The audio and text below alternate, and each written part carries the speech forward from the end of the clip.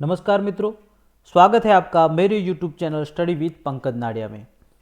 विद्यार्थी मित्रों, आज हम कक्षा 8 द्वितीय सत्र हिंदी विषय में इकाई 4 कर्मयोगी लाल बहादुर शास्त्री के अभ्यास एवं स्वाध्याय के प्रश्नों की चर्चा करेंगे, साथ ही भाषा सत्ता की भी चर्चा करेंगे। तो शुरू करते हैं आज का वीडियो। मित्रों, इससे पहले आपको बता दें कि हमने जो ये जीवन चरित्र है कर्मयोगी लाल बहादुर शास्त्री, इस इकाई का सारांश समझाया हुआ है, उसका एक वीडियो बनाया हुआ है। वह वीडियो आपने ना देखा हो तो इस वीडियो के डिस्क्रिप्शन में उसकी लिंक दी हुई है, वहाँ से उस वीडियो को देख सकते हैं, या फिर यहाँ ऊपर सजेस्टेड वीडियो में भी उसका लिंक दिया जा रहा है, वहाँ टच करके भी आप उस वीडियो को देख सकते हैं। बात करते हैं स्वाध्याय के अभ्यास के प्रश्नों की। पहला प्रश्न, कथन का आशय स्पष्ट कीजिए। यहाँ कुछ कथन दिए हुए, उनका हमें आशय स्पष्ट करना है। पहला है, शास्त्री जी को निष्काम कर्मयोगी कहना अधिक उचित है।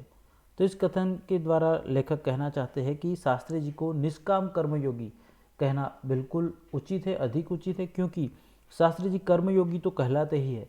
कर्मयोगी यानी जो कर्म को योग मान के चलने वाला। शास्त्री जी अपने जीवन में कर्म को ही ईश्वर मानते थे, वो कभी भाग्य पर भरोसा करके बैठने वालों में से नहीं थे। साथ ही शास्त्री जी जो कुछ करते थे वे बिना किसी फल की अपेक्षा के करते थे, इसीलिए शास्त्री जी को निष्काम कर्मयोगी कहना अधिक उचित है। दूसरा कथन है, दूसरा वाक्य है, शास्त्री जी का व्यक्तित्व बापू के अधिक करीब था। तो इस कथन का आशय यह है कि शास्त्री जी का व्यक्तित्व बापू यानी कि महात्मा गांधी जी से बिल्कुल करीब था, और इसीलिए उनके जीवन पर महात्मा गांधी जी के बापू के चरित्र का इतना प्रभाव था कि उन्होंने अपनी पढ़ाई तक छोड़ दी थी बापू के कहने पर, और स्वतंत्रता के आंदोलन में जुड़ गए थे। और बापू से प्रभावित होकर उन्होंने अछूतोद्धार के कार्य किए थे और लोगों की सेवा के कार्य में जुड़े हुए थे। उनका जीवन सादगी, सेवा, श्रम और समर्पण से भरा हुआ था, और इसीलिए हम कह सकते हैं कि शास्त्री जी का जीवन बापू से बिल्कुल करीब था। तीसरा वाक्य है कि शास्त्री जी का संपूर्ण जीवन श्रम, सेवा, सादगी और समर्पण का अनुपम उदाहरण है। तो बिल्कुल सही है। इस कथन का आशय ये होगा कि शास्त्री जी संपूर्ण जीवन, उनका संपूर्ण जीवन श्रम, सेवा, सादगी और समर्पण का अनुपम उदाहरण था। वे लोगों की सेवा करने में मानते थे, वे कर्म को ईश्वर मानते थे। कर्म करना और फल की अपेक्षा न रखना, ये उनके जीवन का मूल्य था, और इसीलिए उनको निष्काम कर्मयोगी कहना अधिक उचित है। और वो जो कुछ भी करते थे, वो जो कहते थे वे करते थे, और जो कुछ भी करते थे वो देश हित के लिए, राष्ट्र हित के लिए करते थे। इसीलिए उनका पूरा जीवन श्रम, सेवा, सादगी और समर्पण का अनुपम उदाहरण है, यह कहना बिल्कुल उचित है। प्रश्न 2, अगर महात्मा गांधी आपके स्वप्न में आए तो आप उनसे कौन कौन से प्रश्न पूछेंगे और महात्मा गांधी क्या क्या उत्तर देंगे? सोचिए और बताइए। तो ये आप अपने हिसाब से लिख सकते हो कि गांधी जी आपके स्वप्न में आते हैं तो आप उनसे कौन से प्रश्न पूछेंगे और गांधी जी उनके क्या उत्तर देंगे। जैसे कि आप पूछ सकते हो कि आपने सारे लोग जब पैंट शर्ट पहनते थे तो आप क्यों केवल धोती पहनते थे? तो गांधी जी उसका उत्तर दे सकते हैं कि भाई देश की जो व्यथा थी, गरीबी थी, उसी की वजह से सारे देश के सभी लोगों को, हमारे देश के सभी लोगों को कपड़े प्राप्त नहीं थे, मुहैया नहीं हुए थे, और इसीलिए मैं भी उनके जैसा रहने के लिए धोती पहनने लगा। या जो भी गांधी जी अपना उत्तर दे दे, वो आपको अपने हिसाब से कल्पना करके लिखना है, और आप जो जो पूछना चाहे उसका उत्तर गांधी जी क्या देंगे ये आपको लिखना है। ओके। अब प्रश्न 3 की बात करते हैं। संवाद को आगे बढ़ाइए जिसमें कम से कम 8 से 10 प्रश्न और जवाब हो। तो यहाँ संवाद आगे बढ़ाना है। जैसे कि रिया कहती है गांधी जी का जन्म कब हुआ था? तो सुनील कहता है गांधी जी का जन्म 2 अक्टूबर 1869 में हुआ। गांधी जी ने उच्च शिक्षा कहाँ से प्राप्त की? तो गांधी जी ने इंग्लैंड से उच्च शिक्षा प्राप्त की थी। गांधी जी के पिताजी का नाम क्या था? तो गांधी जी के पिताजी का नाम करमचंद था। गांधी जी की माता का नाम क्या था? तो गांधी जी की माता का नाम पुतलीबाई था। गांधी जी के पत्नी का नाम क्या था? तो गांधी जी की पत्नी का नाम कस्तूरबा था। गांधी जी ने कौन से आश्रम की स्थापना की थी? तो गांधी जी ने साबरमती आश्रम की स्थापना की। गांधी जी पढ़ाई करने के लिए कहाँ गए थे? तो गांधी जी पढ़ाई करने के लिए इंग्लैंड गए थे। ओके। गांधी जी गांधी जी का जन्म कहाँ पर हुआ था, तो गांधी जी का जन्म पोरबंदर में हुआ था। गांधी जी के पिताजी क्या करते थे, तो गांधी जी के पिताजी दीवान थे। गांधी जी का नाम क्या था, तो गांधी जी का नाम मोहनचंद था। तो इस प्रकार से कम 8-10 प्रश्न और उनके उत्तर लिखकर इस जो संवाद है रिया और सुनील के बीच, इसको आगे बढ़ाना है। आप ज़्यादा भी प्रश्न लिख सकते हो। प्रश्न 4, निम्नलिखित परिचित का शुद्ध रूप से अनुलेखन करना है। आपको केवल इसको लिखना है, तो हम फटाफट से पढ़ लेते हैं, बाकी इसमें कुछ प्रश्न नहीं है। कोलकाता में हमारा घर एक शांत जगह पर है। हमारे बगीचे की दीवार के उस तरफ एक संकरी सड़क है। यह संकरी सड़क वन प्रांत पर जाकर खत्म होती है। इस सड़क के दोनों ओर मकान है और अधिक यातायात न होने से यह बहुत ही शांत रहती है। सारे दिन इसके आसपास गिलहरियाँ एक दूसरे का पीछा करती है। हमारे आसपास के पेड़ों पर अनेक प्रकार के पक्षी दिखाई पड़ते हैं। सारा दिन हवा में पक्षियों का संगीत तैरता रहता है। तो आपको बिल्कुल किसी भी प्रकार की गलती किए बिना इसे लिखना है और कुछ नहीं करना है। आगे है स्वाध्याय, प्रश्नों के उत्तर लिखिए। पहला प्रश्न, शास्त्री जी ने देश की किस आकांक्षा को पूरा किया और कैसे? तो इसका उत्तर हमें इस इकाई से ही मिल जाता है कि शास्त्री जी ने देश की कौन सी आकांक्षा को पूरा किया और किस तरह से पूरा किया। तो यहाँ पर दिया हुआ है,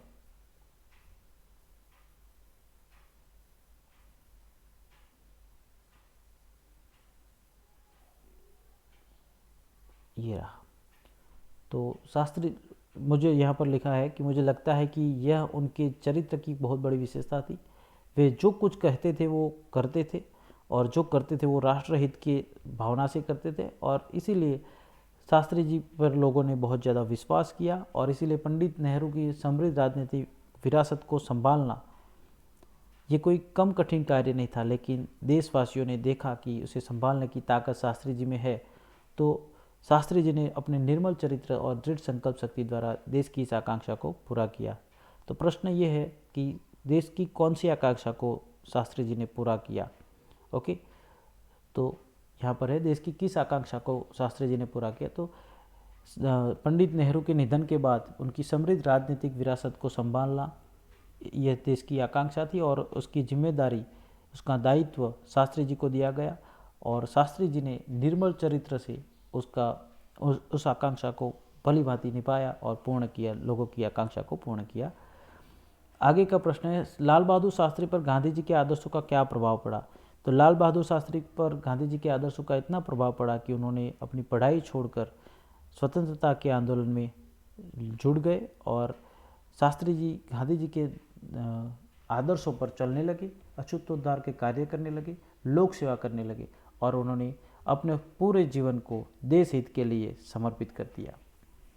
शास्त्री जी के संसदीय जीवन की शुरुआत कैसे हुई। तो इसका भी उत्तर मिल जाता है इकाई के अंदर से कि शास्त्री जी 6 वर्षों तक इलाहाबाद की नगरपालिका से किसी न किसी रूप में जुड़े रहे, और यही अनुभव उनका काम आया। छोटी बड़ी समस्याओं का निराकरण व्यवहारिक प्रक्रिया से अच्छी तरह से करने में वे अनुभवी हो गए, और कार्य के प्रति निष्ठा और मेहनत करने की अदम्य क्षमता के कारण 1937 में वे संयुक्त प्रांतीय व्यवस्थापिका सभा के लिए निर्वाचित किए गए, और सही मायने में शास्त्री जी के संसदीय जीवन की शुरुआत यहीं से हुई।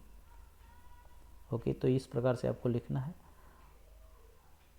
आगे है चौथा प्रश्न, छात्रों के दीक्षांत समारोह में शास्त्री जी ने कौन से विचार व्यक्त किए। तो इस इकाई के अंत में दिया हुआ है कि छात्रों के दीक्षांत समारोह में शास्त्री जी ने अपने विचार व्यक्त करते हुए कहा कि आपके भविष्य की मंजिल चाहे कुछ भी हो, यहाँ से आपके भविष्य की मंजिल चाहे कुछ भी हो, आप में से प्रत्येक को यह सोचना चाहिए कि आप सबसे पहले देश के नागरिक हैं, और नागरिक होने के नाते आपको संविधान द्वारा कुछ अधिकार मिलते हैं, तो साथ ही साथ कुछ कर्तव्य भी मिलते हैं, जिसे हमें समझना चाहिए। हमारा देश प्रजातांत्रिक है, लोकतांत्रिक है, जो आपको निश्चित स्वतंत्रता देता है, लेकिन इस स्वतंत्रता का उपयोग व्यवस्थित समाज के हित में स्वेच्छा से लगाए गए प्रतिबंधों के तहत करना चाहिए। तो ये शास्त्री जी के विचार थे जो उन्होंने व्यक्त किए थे दीक्षांत समारोह के वक्त। प्रश्न 2 है, परिच्छेद में रेखांकित शब्दों के अर्थ शब्दकोश में से ढूंढकर उन्हें शब्दकोश के क्रम में लिखिए।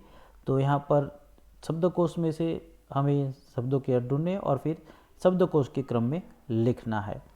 तो विद्यार्थी जीवन को मानव जीवन की रीढ़ की हड्डी माना गया। रीढ़ की हड्डी कहे तो कोई अतिशयोक्ति न होगी। तो रीढ़ की हड्डी यानी जो हमारी मुख्य रीढ़ होती है उसकी हड्डी, तो रीढ़ की हड्डी पूरा शब्द ले ले तो ये मुहावरा है, यानी कि मुख्य बात होना। विद्यार्थी काल में मानव में जो संस्कार पड़ जाते हैं जीवन भर वही संस्कार अमिट रहते। अमिट का मतलब होता है जो मिटाया ना जा सके, इसलिए यही काल आधारशिला कहा गया है। यानी आधारशिला का मतलब होता है नींव। यदि यह नींव दृढ़ बन जाती है तो जीवन सुदृढ़ और सुखी बन जाता है। यदि इस काल में बालक कष्ट सहन कर लेता है तो उसे ज्ञान मिलता है, उसका मानसिक विकास होता है। जिस वृक्ष को प्रारंभ से सुंदर सिंचन और खाद मिल जाती है, खाद यानी जो हम उसे क्या कहते हैं, जो गुजराती में जिसे हम खातर कहते हैं, ऑर्गेनिक खाद उसे कहा जाता है, वो मिल जाती है। वह पुष्पित एवं पल्लवित यानी कि बड़ा होकर संसार को सौरभ यानी कि खुशबू देने लगता है। इस प्रकार विद्यार्थी काल में जो बालक श्रम, अनुशासन, संयम एवं नियमन के सांचे में डल जाता है वह आदर्श विद्यार्थी बनकर सभ्य यानी स्वीकृत नागरिक बन जाता है, समाज में योग्य नागरिक बन जाता है। तो इन सारे शब्दों के अर्थ तो हमने देख लिए। अब आप अपने हिसाब से इसे शब्दकोश के क्रम में भी रख सकते हैं। रीढ़, आधारशिला, अमीट, और कौन कौन से शब्द है, तो रीढ़ है, आधारशिला है, अमीट है, पल्लवित है, खाद है, सौरभ है और सभ्य है। तो सबसे पहले आएगा अमीट, फिर आएगा आधारशिला, उसके बाद खाद, खाद के बाद ये पल्लवित, फिर रीढ़ और फिर सभ्य और सौरभ, इस प्रकार से आएगा। तो ये आपको इस प्रकार से लिखने हैं। प्रश्न 3 है, इस इकाई से हम लाल बहादुर जी के जीवन में से कौन कौन से गुण या सद्गुण ग्रहण कर सकते हैं। तो सादगी, श्रम, सेवा, परिश्रम, ये सारे देश प्रेम, ये सारे गुण हम अपने जीवन में ग्रहण कर सकते हैं। प्रश्न 4 है, एक था शेर, उसे अपनी ताकत पर बड़ा घमंड था। जंगल के प्राणियों ने उसको सबक सिखाने की बात सोची। छोटी चींटी बोली, मैं शेर का घमंड उतार दूंगी। अब आप इस कहानी को आगे बढ़ाइए और बताइए कि चींटी ने शेर का घमंड कैसे उतारा होगा। तो ये बिल्कुल सरल है, आपको कहानी को आगे बढ़ाना है कि चींटी ने कहा कि चींटी बोली मैं शेर का घमंड उतार दूंगी, और फिर वो वहाँ से चली गई। एक दिन शेर पेड़ के नीचे सोया हुआ था। चींटी अपने सारे साथियों को लेकर वहाँ पर आई और सभी से उसने कहा कि चलो आज शेर का घमंड उतारते हैं। और धीरे से वे सारी शेर के नाक में और शेर के कान में घुस गई और ज़ोर ज़ोर से काटने लगी। शेर बहुत ज़ोर से चिल्लाने लगा, उसे बहुत दर्द होने लगा था। उसका नाक सूज गया, उसके कान सूज गए थे। वो इधर उधर पंजा मारने लगा, दहाड़ने लगा, दौड़ने लगा, लेकिन वो अब चींटियों का कुछ भी नहीं बिगाड़ सकता था, क्योंकि चींटियाँ उसके नाक में और कान में घुसी हुई थी। वो चाहकर भी इस दर्द से छुटकारा नहीं पा रहा था। वो बहुत चिल्ला रहा था ज़ोर ज़ोर से, और फिर आखिर में वो रोने लगा। सारे जंगल के जानवर इकट्ठा हो गए। वो रो रहा था और कह रहा था कि भाई, मैं भले ही अपनी ताकत पर घमंड करता था, लेकिन आज मैं बहुत मुसीबत में हूँ, मुझे बचाओ, मुझे बहुत दर्द हो रहा है, मेरे नाक में और कान में कुछ काट रहा है। तो फिर चींटी धीरे से बाहर आई और उसने कहा शेर से कि भाई देखो, तुम राजा हो, लेकिन किसी को परेशान नहीं करना चाहिए, अपनी ताकत पर घमंड करके दूसरों को परेशान नहीं करना चाहिए, वरना देखा ना तुमने कि मैं कितनी छोटी हूँ, फिर भी आज तुम मेरा कुछ नहीं बिगाड़ सके और मैंने तुम्हें परेशान कर दिया। तो इस प्रकार चींटी ने उसका घमंड उतार दिया। आगे है, इस तरह से आपको कहानी लिखनी है। भाषा सत्ता की बात करते हैं। हम इससे पहले अव्यय के बारे में समझ चुके हैं। अब अव्यय के भेद के बारे में यानी कि प्रकार के बारे में समझेंगे। तो अव्यय के बारे में फिर से आपको बता दें कि अव्यय यानी वे शब्द होते हैं जिनमें किसी भी प्रकार का व्यय नहीं होता है, चाहे वे जाति के आधार पर, काल के आधार पर, वचन के आधार पर, किसी भी प्रकार से उनका परिवर्तन नहीं होता है, वे होते हैं अव्यय। अब प्रकार के बारे में समझेंगे। निम्नलिखित वाक्य पढ़िए। भावेश कम बोलता था, तो कम अव्यय है। साहिल झटपट तैयार हो गया, तो झटपट भी अव्यय है। सानिया प्रतिदिन कार्यालय जाती है, प्रतिदिन। वंदना भीतर बैठी थी, भीतर। तो सारे शब्द कम, झटपट, प्रतिदिन और भीतर, ये सारे अव्यय है। निर्देशित वाक्य में रेखांकित शब्द अपने साथ आए क्रियापदों की विशेषता प्रकट कर रहे हैं। तो बोलना, वो बोलता है लेकिन कैसा, तो कम, तो ये क्रिया की विशेषता दर्शाता है। तैयार होता है लेकिन कैसे, तो झटपट। कार्यालय जाती है लेकिन कैसे, तो प्रतिदिन या कब, तो प्रतिदिन। बैठी है तो कहाँ, तो भीतर, तो ये क्रिया की विशेषता दर्शाता है। तो निर्देशित वाक्यों में रेखांकित शब्द अपने साथ आए क्रियापदों की विशेषता प्रकट कर रहे हैं। कम शब्द क्रिया का परिमाण यानी कि मात्रा दर्शाता है। झटपट शब्द की क्रिया की रीति दर्शाता है। प्रतिदिन शब्द का क्रिया के काल और भीतर शब्द क्रिया के स्थान संबंधित विशेषता को दर्शाते हैं, बताते हैं, अर्थात वे सारे क्रिया विशेषण अव्यय है। तो ये सारे शब्द क्या है? क्रिया विशेषण अव्यय है। उसकी परिभाषा दी हुई है, जो शब्द क्रिया की विशेषता बताता है उसे क्रिया विशेषण अव्यय कहते हैं। जैसे कि आजकल, कल, साथ, ऊपर, नीचे, खूब, कम, अधिक, वे सारे क्रिया विशेषण अव्यय है। ओके, तो जो शब्द क्रिया की विशेषता बताता है वह क्रिया विशेषण अव्यय होता है। निम्नलिखित वाक्य पढ़िए। राम के साथ लक्ष्मण भी वन में गए। तो के साथ, बगीचे के चारों ओर दीवार बनी हुई है। के चारों ओर, हमारे घर के आगे मस्जिद है। के आगे, मनीषा मानसी से मानसी से मधुर गाती है। से मधुर, आज साजिद की जगह वाजिद खेलेगा। तो की जगह। तो निर्देशित वाक्य में रेखांकित शब्दों पर ध्यान दे तो स्पष्ट होता है कि ये सभी किसी न किसी संज्ञा के बाद प्रयुक्त हुए हैं, यानी कि संज्ञा के बाद प्रयुक्त हुए। राम संज्ञा है, उसके बाद बगीचा, उसके बाद घर या हमारा घर, उसके बाद मनीषा मानसी संज्ञा है, उसके बाद और साजिद के बाद ये वाक्य आए अन्य संज्ञा शब्दों से संबंध का बोध करा रहे। तो ये वाक्य में आए, ये जो सारे शब्द है रेखांकित शब्द, ये वाक्य में आए संज्ञा से अपने संबंध को दर्शाते हैं, बताते हैं, बोध करा रहे। के साथ, तो राम और लक्ष्मण का संबंध दर्शाता है। के चारों ओर, बगीचे और दीवार का संबंध है। के आगे, तो घर और मस्जिद का संबंध है। से मधुर, तो मनीषा और मानसी का संबंध है। की जगह, तो साजिद और वाजिद का संबंध है। तो जो शब्द संज्ञा या सर्वनाम के बाद प्रयोग किए जाते हैं तथा अन्य संज्ञा, सर्वनाम या अन्य शब्दों के साथ संबंध का बोध कराते हैं, वे संबंध बोधक अव्यय कहलाते हैं। फिर से एक बार परिभाषा समझते हैं। जो शब्द संज्ञा या सर्वनाम के बाद प्रयुक्त किए जाते हैं तथा अन्य संज्ञा, सर्वनाम या अन्य शब्दों के साथ संबंध का बोध कराते हैं, वे संबंध बोधक अव्यय कहे जाते हैं। अब आगे है, निम्नलिखित वाक्य पढ़िए। निरोद्दीन, संजय और नीलेश गांधीनगर गए और रमेश ने परिश्रम किया इसलिए वह प्रथम आया। तो इसलिए, यद्यपि वह निर्धन है तथापि उदार है। तो यहाँ पर और शब्द है, इसलिए है और तथापि है। तो उपयुक्त वाक्य में रेखांकित शब्द दो शब्दों, दो वाक्यों या दो वाक्यांशों को जोड़ने का कार्य कर रहे हैं। तो ये सारे शब्द दो शब्द या दो वाक्यों को जोड़ने का कार्य कर रहे हैं। जैसे कि निरोद्दीन, संजय और नीलेश, तो ये जोड़ने का कार्य कर रहा है। रमेश ने परिश्रम किया, ये एक वाक्य है, प्रथम आया, दूसरा वाक्य, दोनों को जोड़ने का काम इसलिए शब्द कर रहा है। यद्यपि वह निर्धन है तथापि उदार है, तो यहाँ पर भी दो वाक्यों को जोड़ने का कार्य कर रहा है। तो जो वाक्य वाक्यांशों अथवा संबंधों को परस्पर मिलाने वाले शब्दों को, दो वाक्यों वाक्यांशों अथवा शब्दों को परस्पर मिलाने वाले शब्द को समुच्चयबोधक अव्यय कहा जाता है। जैसे और, तथा, किंतु, अथवा, इसलिए आदि। तो जो दो वाक्य या वाक्यांशों अथवा तो शब्दों को मिलाने का कार्य करते हैं और उन्हें समुच्चयबोधक अव्यय कहा जाता है। ऊपर वाला जो था वो संबंध बोधक अव्यय था, यह है वह समुच्चयबोधक है, याद रखिएगा। अब आगे है, निम्नलिखित वाक्यों को पढ़िए। अरे क्या बात करते हो, तो अरे शब्द। हाय, ये क्या हो गया, हाय शब्द। वाह, कितना सुंदर बालक, वाह शब्द। ठहर, आगे मत बढ़, तो ठहर शब्द। बाप रे, इतना लंबा सांप, बाप रे। उपयुक्त वाक्य में रेखांकित शब्द शोक, विस्मय, हर्ष, क्रोध, भय आदि मन के भाव को प्रकट करते हैं। तो ये जो सारे शब्द है, अरे, हाय, वाह, ठहर, बाप रे, ये सारे मन के भाव को प्रकट करने वाले शब्द है। विस्मय या शोक या हर्ष या क्रोध या भय, ये सारे शब्द इन्हें प्रकट करते हैं। तो जो शब्द विस्मय यानी कि आश्चर्य, हर्ष, प्रशंसा, घृणा, शोक, भय आदि भाव को प्रकट करने के लिए हमारे मुख से स्वतः निकल पड़ते हैं, उन्हें विस्मय आदि बोधक अव्यय कहा जाता है या कहे जाते हैं। और आगे है, निम्नलिखित वाक्यों में से अव्यय छांटिए। आज मैंने बहुत कम खाना खाया, तो कम खाना, ये कम जो शब्द है वह अव्यय है, तो आपको इसे छांटना है, अलग लिखना है।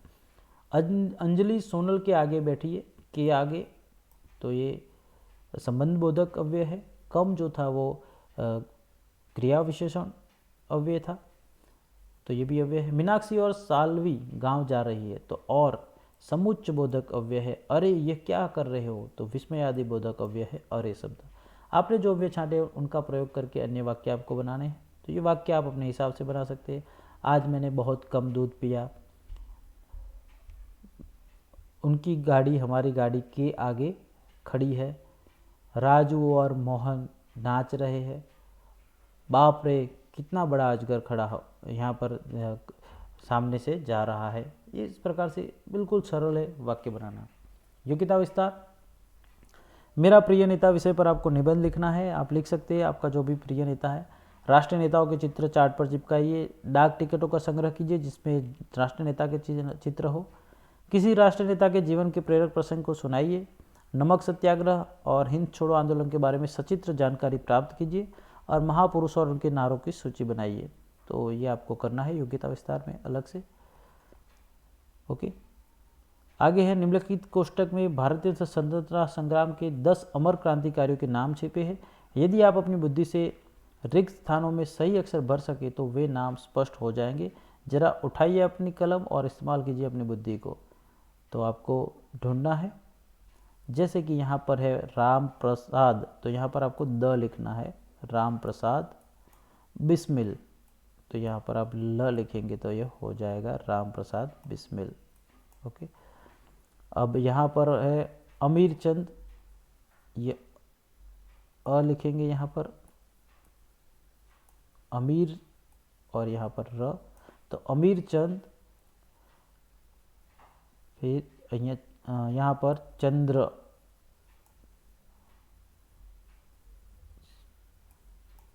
सचिंद्र सान्याल, ये हो जाएगा सान्याल।